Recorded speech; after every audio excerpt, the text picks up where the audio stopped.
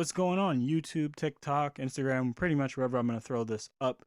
Long time, no review. And today I'm going to be reviewing the Jackson David Ellefson signature bass. Um, Before I start rambling on too much about specs and wood types and all the nerdy stuff, let's kick it off with a mix.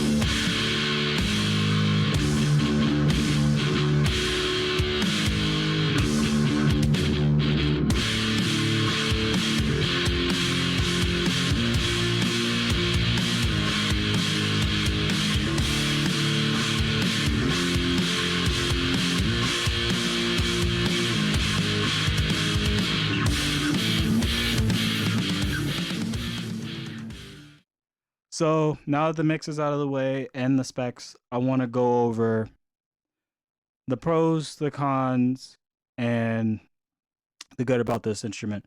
Because I feel like there's a healthy amount of all. Like if I had to rate it on a 1 to 10, I would give it like a 7 to an 8. Like it's pretty good. Like some days I like it more than others. Some days not so much. But what I will say is for the negatives, like the cons, it's the price.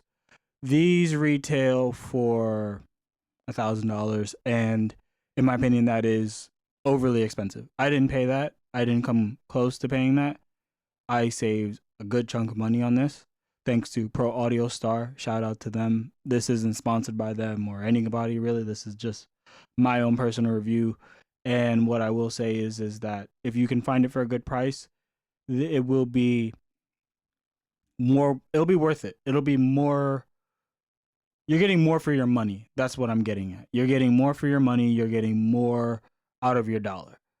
Now, other cons that this has is it's for its price, you are paying for Jackson branded tuners and bridge. I think that it should have honestly it came with something else. I understand it's a signature, but I highly doubt a renowned musician is comfortable using Jackson branded, you know, machine heads and bridge along with a plastic nut. Now, weirdly enough, it has not gone out of tune that much for me. It's actually stayed in tune very well. I think that's because I've lubricated it every time I've changed strings, and that might also have helped with the fact that it doesn't go out of tune that much for having a plastic nut. And I am running very light strings on here, 40 to 95s.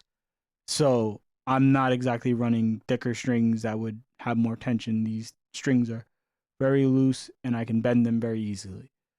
So that's another negative. Another one I would say is that even though it is a neck through and it is listed as a neck through, the joint in which the neck meets the body can be a little obstructive for playing in the upper regions, which is a little weird. It doesn't get in your way entirely, but it kind of feels like a strat where it like stops your hand.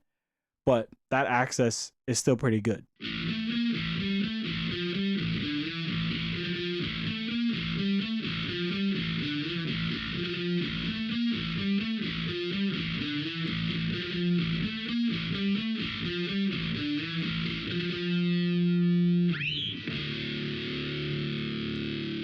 Wouldn't call this section like pros or cons. It's kind of in the middle ground. Like these are like a healthy good. Like it's kind of like things that are really good but could be improved. For that is the pickup selector. And I love a pickup selector on a bass. I'm sorry, balance knobs are dumb. Nobody can change my mind. They're worthless. I just don't like them at all.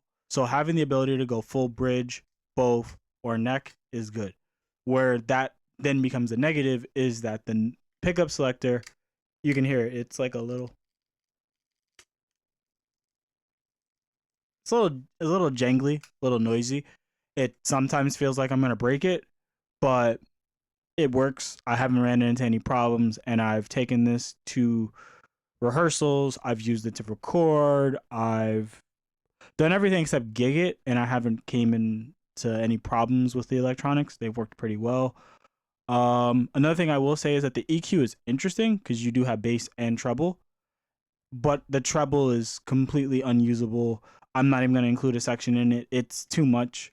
Maybe it's because I'm running a lot of treble. I am running a Sanzam preamp into the front of my amp with an overdrive, and that might be giving me a lot of like treble. So for me personally, my use case, it's not like the best. But the bass knob is pretty useful. I do run that about, I want to say it like a 6 or a 7. Like I am running some extra low end to like beef up my sound, but not like running it on 10 because that's kind of crazy. And other than that, like, you know, everything works. Like the frets feel good. Polish them. They're really shiny, you know. They're not stainless steel, but I haven't run into any problems, and I don't know if I'm gonna have to get this refretted. I don't play it enough to do that, but I do play it enough to it's getting some wear and tear. So yeah, and the tuners Jackson, but they feel good. The bridge is comfortable for palm mutes. It's Jackson, but it's good. So that's why I'm kind of saying this is like the mediocre stuff. Like it's good, but it could still be slightly improved.